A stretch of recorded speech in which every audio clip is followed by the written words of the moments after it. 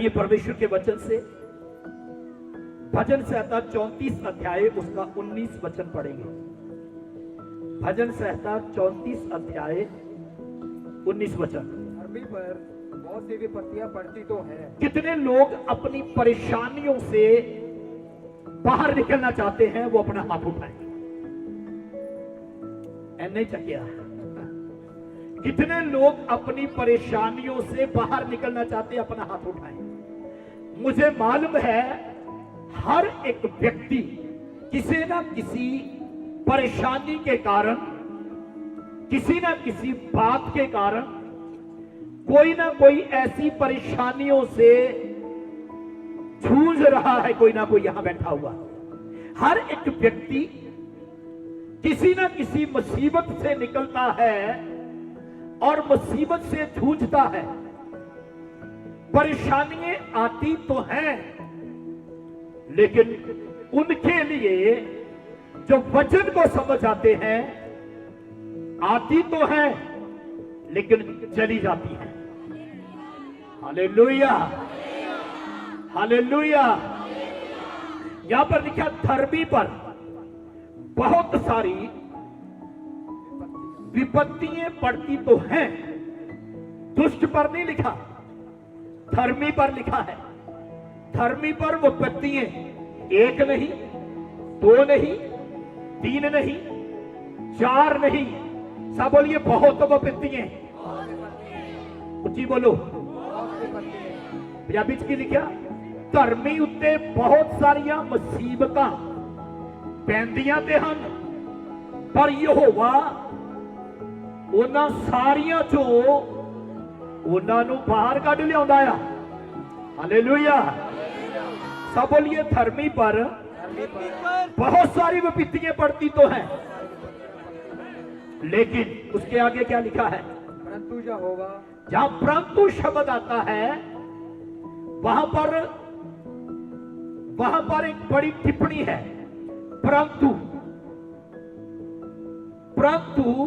यहोवा उसको, यहोवा, हाँ बोलिए, यहोवा उसको उन सब से मुक्त करता है। ऐसा नहीं लिखा एक से मुक्त करता है, ऐसा नहीं लिखा दो विपत्तियों से मुक्त करता है, ऐसा नहीं लिखा तीन से मुक्त करता है, लिखा सबसे मुक्त करता है। आइए अपनी आंखों को बंद करें और आज के संदेश के लिए हम प्रार्थना करें। स्वर्गीय पिता, धन्यवाद देते हैं प्रभु जी, सावरो ब्लेसिंग मीटिंग में प्रभु आपने हमारी मदद की है, सहायता की है, अनुग्रह किया है, हर एक जरूरत को पूरा किया है, और जो कुछ बाकी है प्रभु आप उसको पूरा करने की ताकत रखते हैं। दुआ करते हैं परमेश्वर तेरे वचन के लिए प्रभु, तेरा वचन एक एक जीवन के अंदर कार्य करने पाए और तेरी महिमा होने पाए। आज का वचन जिंदगियों को बदल दे और हर एक जन आशीष पाए, यीशु के नाम से आमीन। आमीन की बात जितनी बड़ी उतनी बड़ी आशीष है। आज कुछ होने वाला यहां पे, आज अद्भुत होने वाला यहां पे। कितने लोगों ने संडे की लास्ट मीटिंग लास्ट तक देखी थी? आखिरी तक खड़े थे आप, खड़े थे आप। आखिरी में क्या हुआ था? बहुत सारे बीमार चंगे हुए। आमीन बोलिए।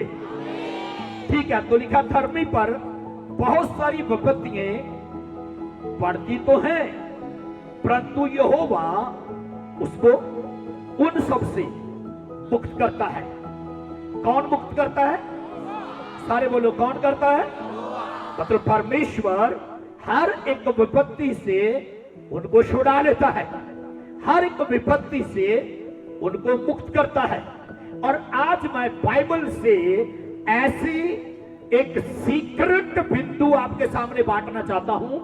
अगर आप मुश्किलों में हैं, आप परेशानियों में हैं, आप विपत्तियों में पड़े हुए हैं, आप विपत्तियों से लड़ रहे हैं, कोई भी विपत्ति हो सकती है, कोई भी आपकी समस्या हो सकती है, आपके बच्चों की समस्या हो सकती है, आपकी पत्नी की समस्या हो सकती है, आपके पति की समस्या हो सकती है, आपके परिवार की समस्या हो सकती है, आपकी जमीन की समस्या हो सकती है, आपका कोर्ट केस की समस्या हो सकती है, आपकी बीमारी की समस्या हो सकती है, लेकिन सबसे परमेश्वर छुड़ाने की ताकत रखता है।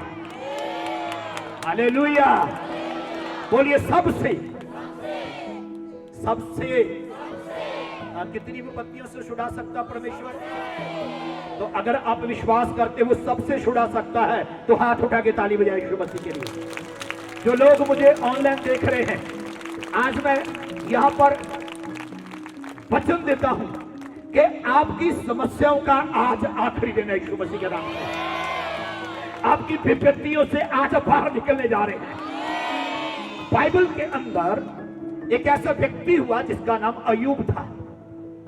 अय्यूब 2:10 में लिखा है, ये पहला व्यक्ति मैं आपको बता रहा हूं। अय्यूब के जीवन के अंदर बड़ी विपत्ति आई, और अय्यूब के जीवन में जो विपत्ति आई, बाइबल बताती है अय्यूब के पास जो बेटे थे और बेटियां थी, सब बोलो बेटे थे और बेटियां थी, सबके सबको क्या हो गया?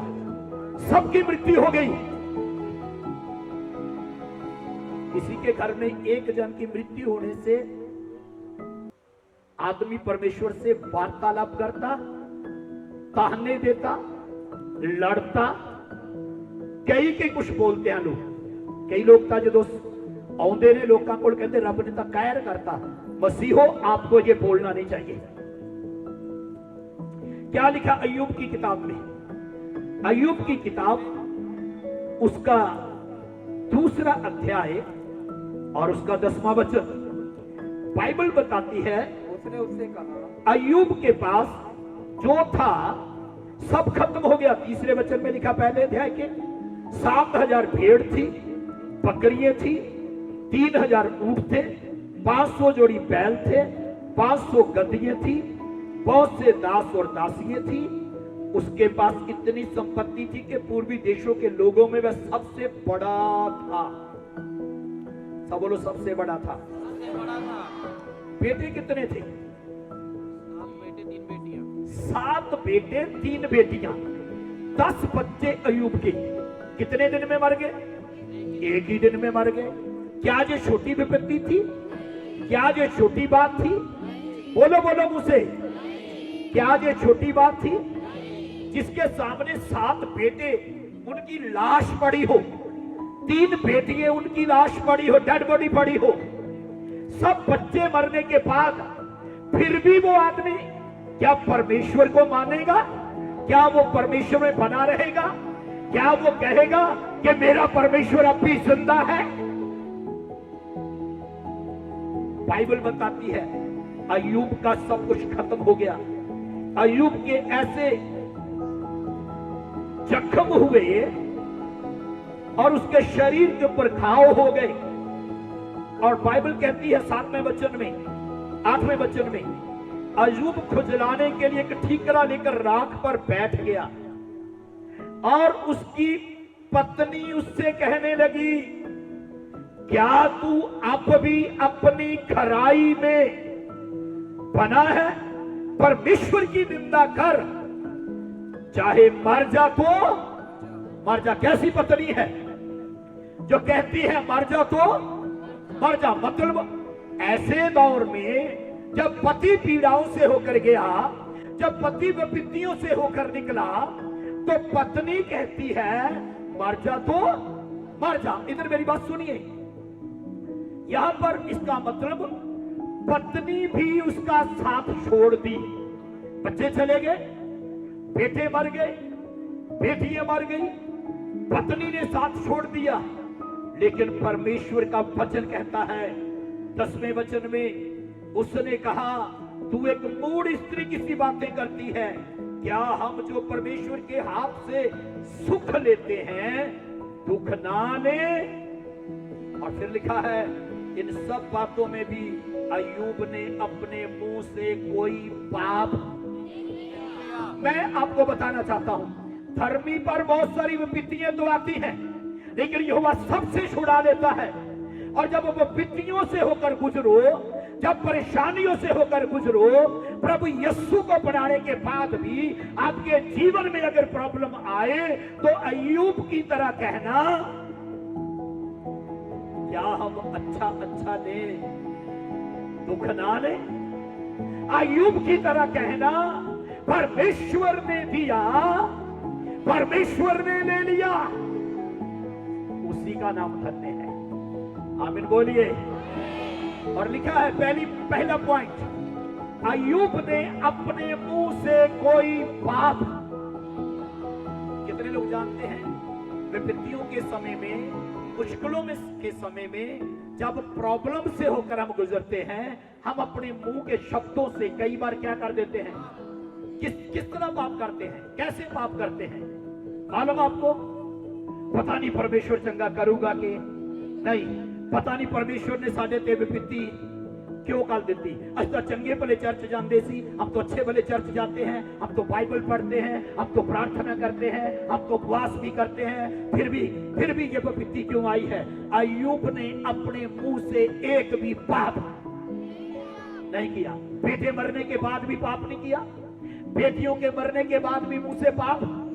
इसका मतलब शैतान आपके मुंह से पाप करवाना चाहता है कि आप परमेश्वर के विरुद्ध बोलना शुरू करें। और जब आप किसी के पास जाते हैं, किसी के अफसोस में जाते हैं, किसी के डेथ पे आप जाते हैं, आप कई बार ऐसे शब्द बोले होंगे जो परमेश्वर की शान के खिलाफ नहीं। परमेश्वर की शान के, परमेश्वर की शान के। कितने लोग सुन रहे, मुझे समझ पा रहे आप? कितने लोग सुन पा रहे मुझे? अय्यूब ने अपने मुंह से पाप, तो हम क्या कर देते हैं? जब मुश्किलों से होकर जाते हैं, जब पीड़ाओं से होकर जाते हैं, जब अच्छा बिजनेस चलता है तो परमेश्वर को धन्यवाद देते हैं। और जिस समय अच्छा बिजनेस नहीं है तो उसी परमेश्वर को निंदा करते, कुड़कुड़ाते, बूढ़ बढ़ाते। जब चंगा करता तो तालियां बजाते हैं, जब बीमार हो जाते हैं फिर उसी परमेश्वर के विरुद्ध कुड़कुड़ाते हैं, बूढ़ बढ़ाते हैं। आपको मालूम है अय्यूब ने मुझसे पाप नहीं किया, उसका प्रतिफल क्या पाया? बाइबल बताती है अय्यूब के जीवन में सब कुछ डबल वापस आया। हालेलुया बोलिए। विपत्तियां आएंगी, धर्मी पर आएंगी। अगर तो धर्मी हो ना, अगर धर्मी हो, पापी हो, तो वो विपत्ति नाश कर देगी आपका। अगर आप पाप में जीवन जी रहे हो तो वो प्रॉब्लम आपका नाश करेगी। अगर धर्मी हो तो विपत्ति आएगी, टकराएगी, वापस भी जाएगी यीशु मसीह के नाम से। और जब वो विपत्ति जाएगी तो डबल आशीष आएगी। क्या आएगी? Hallelujah, hallelujah. पहला व्यक्ति बाइबल के अंदर जो मैंने बताया उसका नाम था अय्यूब। क्या नाम था?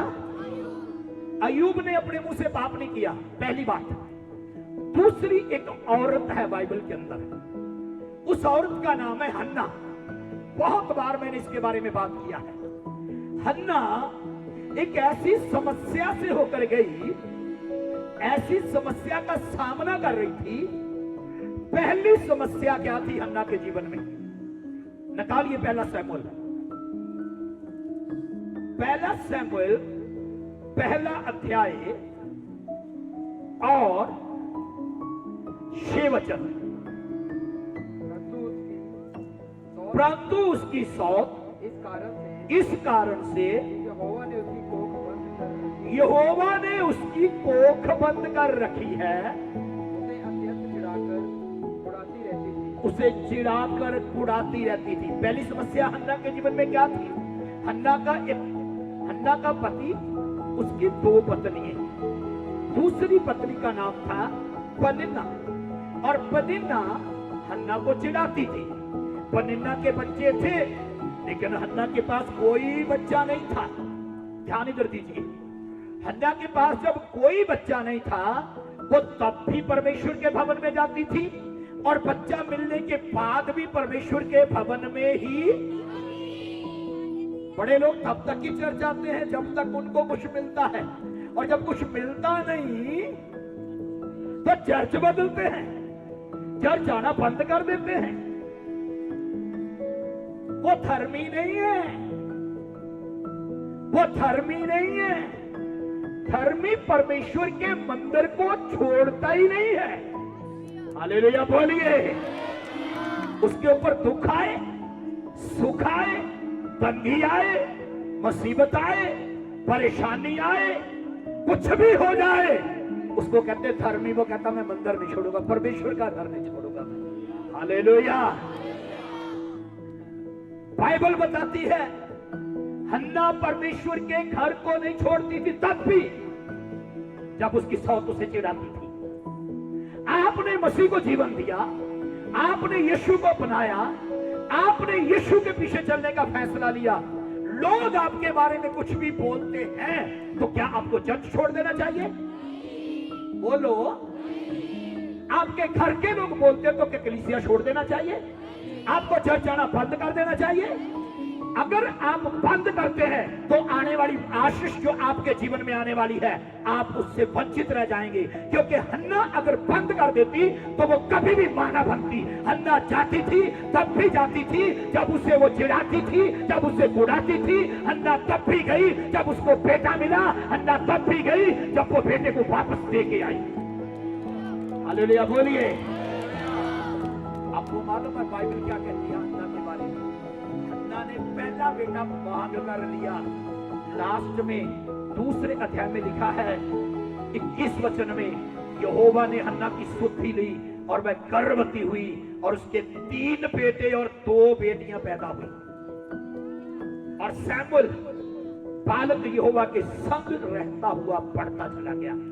हन्ना के पास कभी एक भी बेटा नहीं था, लेकिन मांगने के बाद कहां जाके मांगा था उसने?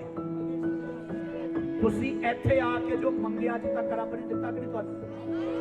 हाँ जी। नहीं यार 3 दिन वाली बरकत याद रखियो, बाकी सब भूल दियो। मैं धन्यवाद करता हूं कि परमेश्वर ने आपके जीवन में बड़े काम किए हैं, और इसके पीछे एक बहुत बड़ा सीक्रेट है।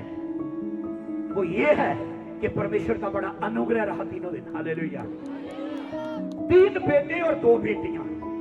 कितने लोग जानते हैं कि हन्ना ने 3 बेटे और 2 बेटियां पाने से पहले सैमुअल को कैसे प्राप्त किया? पहला बेटा कैसे लिया? हम सब यही जानते कि उसने परमेश्वर से मांगा था, लेकिन एक बड़ी क्वालिटी थी हन्ना के अंदर। जब उसकी सौत उसके बारे में कुछ बोलती थी, हन्ना चुप रहती थी। धर्मी वो है जब लोग उसके बारे में बुरा कहें तो वो चुप रहे। हालेलुया। धर्मी वो है जब लोग उसके बारे में बुरा बोले तब भी कहे मैं चर्च जाऊंगा। जब लोग उसे रोके तब भी कहे मैं मंदिर को, परमेश्वर के घर को नहीं छोड़ूंगा। जब उसके परिवार के लोग उसके अंगेस्ट खड़े हो जाएं और कहे हमारा आपके साथ कोई रिश्ता नहीं अगर चर्च जाओगे। धर्मी वो है जो कहता है आपके साथ रिश्ता टूटता तो टूट जाए, लेकिन मैं परमेश्वर के साथ रिश्ता तोड़ने वाली और तोड़ने वाला नहीं हूं, मैं चर्च जाऊंगा। हालेलुया बोलिए। उसको बोलते हैं धर्मी। क्या बोलते हैं? और हन्ना के जीवन में क्या क्वालिटी थी? हन्ना एक बड़ी समस्या का सामना कर रही थी। हन्ना समस्या में होते हुए भी क्या करती है? आइए पढ़े मेरे साथ। पहला सैमुअल पहला अध्याय 10वां वचन लिखा है, वह मन में व्याकुल होकर यहोवा से प्रार्थना करने। वह यहोवा से प्रार्थना करने। और जब लोग हन्ना के खिलाफ उसकी सौत बोल रही थी, जब आपके खिलाफ लोग बोलते हैं तो आपका मन प्रार्थना को करता है कि नहीं करता? नहीं करता। चर्च आने को भी नहीं करता। वो पास्टर जी लोग साढ़े ना सारे साढ़े खिलाफ हो गए, ये फिर मसीह होना सोचा भी है। वो शब्द बांधी कर देते हैं। उस समय में पुराने नियम में लोग साल में, यहां पे लिखा एक बार, लेकिन एक समय था 3 बार भी जाते थे। ध्यान से सुनना। और लिखा है हन्ना परमेश्वर के भवन में गई और व्याकुल होकर यहोवा से प्रार्थना की और बिलख बिलख कर, इसको बोलते हैं आंसुओं की प्रार्थना। कैसी प्रार्थना? अगर आप विपत्तियों से बाहर निकलना चाहते हो तो अपनी जबान पे कंट्रोल रखें, पाप मत करें। अगर आप अपनी विपत्तियों से बाहर निकलना चाहते हैं तो हन्ना की तरह टूटे मन से प्रार्थना करें। कैसे प्रार्थना करें? करते हो? मैं बहुत सारे लोगों को देखता हूं, कई दिनों से चर्च आ रहे हुए, जैसे आते वैसे चले जा रहे हैं, मुंह बंद, उनका मुंह बंद है, ताली नहीं बजती उनसे, गाया नहीं जाता उनसे, आंख बंद करने को बोलो उनकी आंख बंद नहीं होती। प्रार्थना क्या करें? हन्ना टूटे मन से क्या करें? बाइबल में लिखा टूटा हुआ मन परमेश्वर के योग्य बलिदान है। जो लोग आज ध्यान से वचन सुनेंगे तो बड़ी आशीष पाएंगे। हालेलुया बोलिए। टूटा हुआ मन परमेश्वर के योग्य बलिदान है। फिर लिखा टूटे और पिसे हुए मन को यहोवा कभी भी तुच्छ नहीं समझता। टूटा हुआ मन एक बलिदान है। और हन्ना ने क्या तोड़ दिया? मन तोड़ दिया। टूटे मन से बिलख बिलख कर रोते हुए प्रार्थना। कैसी प्रार्थना? हन्ना की प्रार्थना कैसी थी? आपके आंसू कभी आए प्रार्थना में? हन्ना अपने पति से झगड़ा नहीं करती। हन्ना अपने पति को नहीं बोलती कि पनिन्ना के पास बच्चे हैं, मेरे पास बच्चे क्यों नहीं है? पति तो वही है, लेकिन हन्ना जानती है कि पति से झगड़ा करने से बच्चे मिलने वाले नहीं, कोई फायदा नहीं है। मैं पति से झगड़ा नहीं करूंगी, मैं परमेश्वर से प्रार्थना करूंगी और मेरा परमेश्वर मुझे इस विपत्ति से बाहर निकाल देगा। हालेलुया। बाइबल के अंदर एक और स्त्री हुई जिसका नाम था राहेल। उत्पत्ति 30 का पहला और दूसरा वचन कहता है राहेल के पास भी बच्चे नहीं थे। दोनों में डिफरेंट है। हन्ना रो रो कर प्रार्थना करती थी, उसको बेटा मिला, और राहेल अपने पति से झगड़ा करती थी। झगड़ा करती थी। पढ़िए क्या लिखा 30 अध्याय पहला और दूसरा वचन। जब राहेल ने देखा कि याकूब के लिए मुझसे कोई संतान नहीं होती, याकूब से मुझे कोई संतान नहीं होती, तब वह अपनी बहन से ढा करने लगी। वो अपनी बहन लेया से ढा करने लगी और याकूब से कहा, और याकूब से कहने लगी मुझे भी संतान दे, मुझे भी संतान दे। और क्या दोनों में? सुनो बहना, ध्यान ना सुनो। हन्ना ने परमेश्वर से मांगा और राहेल ने पति से मांगा। दोनों में फर्क है, दोनों बाज है। राहेल के पास बच्चे नहीं है। राहेल नाम की एक औरत है। मैं उन बहनों से जो निसंतान है, जिनके पास औलाद नहीं है, मैं ये कहना चाहता हूं, आपको लोग कुछ भी कहें, कुछ भी बोले, कुछ भी निंदा करें, आपकी बुराई करें, आपके विरोध में कहें, आपको डरने की जरूरत नहीं। और परमेश्वर का घर मत कभी छोड़िए। यहोवा हन्ना की तरह आपको मां बना के आनंद से भर देगा। हालेलुया। और पति से झगड़ा राहेल की तरह झगड़ा ना करें, क्योंकि बच्चे खुदावंद के कलाम में लिखा है यहोवा की दी हुई आशीष है। हालेलुया। ऊपर लिखा वो बेऔलाद स्त्री को बच्चों की मां बनाकर आनंद से भर देता है। कौन देता बच्चे? जोर से बोलो। बच्चे कौन देता है? जोर से बोलो। और राहेल जो थी वो किससे झगड़ा करती है? और हन्ना किससे प्रार्थना करती है? किसके जैसे बनना है? Hallelujah, hallelujah, hallelujah. याकूब कहता है क्या मैं परमेश्वर हूं? क्या कहता वो?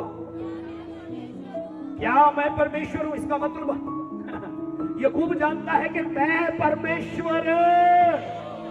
तो याकूब को यह भी मालूम है कि राहेल अगर तुझे बच्चे चाहिए तो परमेश्वर ही देगा, मेरे साथ झगड़ा करने की जरूरत नहीं है। हालेलुया। कितने लोग समझ रहे हैं? अभी तो शुरू ही किया मैंने, आगे आगे जाके आप अगर ध्यान से सुन रहे ना, तो जो ध्यान से सुन रहे उधर उधर उनके जीवन में बड़ा काम होने वाला है। हालेलुया। राहेल अपने पति से झगड़ा करती है, लेकिन हन्ना अपने पति से झगड़ा नहीं करती। हन्ना अपने पति से झगड़ा नहीं करती। सुन लेना, घर में झगड़ा करने से कभी बच्चे मिलने वाले। कितने लोग सुन रहे हैं मुझे? पतियों को भी बोलूंगा, पत्नी से झगड़ा करके आप कभी भी पापा नहीं बन सकते। परमेश्वर से प्रार्थना करके ही आप पापा और मम्मी बन सकते हैं। हालेलुया। समझ आई होती ना तो जोर में हालेलुया बोलते, समझ ही नहीं आई। पर कईयों को समझ आई और समझदार होके भी बेवकूफ बने बैठे हैं। एक दिन मैंने 3 पॉइंट बोले थे, मालूम है कौन से? स्मार्ट, ओवर स्मार्ट और बेवकूफ। बोल जानते नहीं लोग? कितनों ने जो मैसेज सुना था? स्मार्ट, ओवर स्मार्ट और बेवकूफ। सबको लगे कि सारे ने सुना। हन्ना अपने पति से झगड़ा नहीं की, हन्ना परमेश्वर से प्रार्थना की। हालेलुया। और दूसरी अपने पति से क्या करती है? हाँ जी, क्या करती है? तो कहती होगी तेरे कारण मैं अब तक मां नहीं बन पाई। बहुत सारी औरतें हैं, बहुत सारे पति हैं, वो झगड़ा करते हैं और वो कहते हैं तेरे वजह से अगर मैं और किसी से शादी की होती कब का आज तक पापा बन गया होता, डैडी बन गया होता, मेरे घर में बच्चे होते। मैं आपको कुछ कहना चाहता हूं, झगड़े रगड़े परमेश्वर को पसंद नहीं है। झगड़ा करने से आप परमेश्वर की आशीष को प्राप्त कर ही नहीं सकते। कर सकते हो? बोलो, कर सकते हो? आपको मालूम है जब बच्चे नहीं होते तो तलाक हो जाते हैं, डाइवोर्स हो जाते हैं। जब बच्चे नहीं होते, हन्ना ने किससे मांगा और हन्ना का बात बन गया कि नहीं? गया कि नहीं? जो हन्ना को मां बना सकता है, मैं उन बहनों से कहूंगा जो अभी तक मां नहीं बनी, आज के वचन को रिसीव करें, क्योंकि आज के बाद आप मां बनने जा रही है यीशु मसीह के नाम से। आमीन बोलिए। Hallelujah, hallelujah. जोर से बोलो हालेलुया। बाइबल में कहा कि जो आंसुओं से बोलते हैं वो जय जयकार करते हुए लबने पाएंगे। आमीन बोलिए। Hallelujah, hallelujah. क्या आप हन्ना की तरह परमेश्वर के भवन में आकर कभी आंसू बहाए? क्या आपकी हृदय कभी टूटा? आपका मन कभी टूटा? आप बोलोगे पास्टर जी बड़ी मीटिंग में टूटा था, फिर जब बड़ी मीटिंग फिर होगी फिर टूट जाएगा। हन्ना कौन से क्रूसर में गई थी? बोलो, हन्ना किस क्रूसर में गई थी? कौन सी शावर ऑफ ब्लेसिंग मीटिंग में गई थी? कौन सी बरकतों की बारिश मीटिंग में गई थी? हन्ना केड़ी बड़ी मीटिंग से गई थी फिर रोई? बड़ा चाह हुआ लोगों को बड़ी मीटिंग, बच्चे फिरते हैं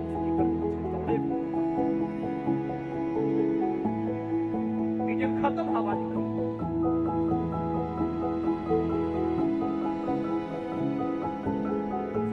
हन्ना किसी क्रूसर में नहीं, परमेश्वर के भवन में। हालेलुया बोलिए। हन्ना भीड़ के बीच में, भीड़ क्या कर रही वो नहीं देख रही, हन्ना परमेश्वर से बात कर रही है। आप उस भीड़ में, चाहे आप संडे आते हो चाहे मीटिंगों में आते हो, अगर आपका हृदय आज तक टूटा ही नहीं है तो समझो आपकी ब्लेसिंग रुकी ही रहेगी, रुकी ही रहेगी, रुकी ही रहेगी। जब हृदय टूटता है तब बड़ा चमत्कार होता है। आमीन बोलिए। हन्ना के जीवन में बड़ा चमत्कार हुआ कि नहीं? क्या बड़ा चमत्कार था उसके लिए? उसकी सौत का मुंह बंद कर दिया परमेश्वर ने, पहला। दूसरा चमत्कार क्या हुआ? वो मां बनी और उसने वो पाया जो उसने मांगा था। हालेलुया। आपको कब मिलेगा वो जो आप मांगते हो? ਤੁਹਾਨੂੰ ਉਹ ਕਿਦੋਂ ਮਿਲਣਾ ਜਿਹੜਾ ਤੁਸੀਂ ਮੰਗ ਰਹੇ ਹੋ ਪ੍ਰਭੂ ਦੇ ਘਰ ਜਾ ਕੇ? ਚੰਗਾਈ ਮੰਗ ਰਹੇ ਹੋ, ਕਿਦੋਂ ਮਿਲੇਗੀ? छुटकारा किदों मिलेगा? नौकरी किदों मिलेगी? औलाद किदों मिलेगी? जीवन की शांति किदों मिलेगी? आनंद किदों मिलेगा? हमेशा का जीवन किदों मिलेगा? ਤੁਹਾਡੀਆਂ ਸਮੱਸਿਆਵਾਂ ਕਿਦੋਂ ਜਾਣਗੀਆਂ? ਜਦੋਂ ਤੁਸੀਂ ਆਪਣੇ ਹਿਰਦੇ ਨੂੰ ਪਰਮੇਸ਼ਵਰ ਦੇ ਅੱਗੇ ਤੋੜ ਕੇ ਟੁੱਟੇ ਮਨ ਨਾਲ ਪ੍ਰਾਰਥਨਾ ਕਰਨੀ ਸ਼ੁਰੂ ਕਰ ਦਿਓਗੇ। Hallelujah, hallelujah. टूटे मन से प्रार्थना करें, परमेश्वर सुनेगा। हालेलुया। विनती सुनने वाले, मेरे आंसू निहारने वाले,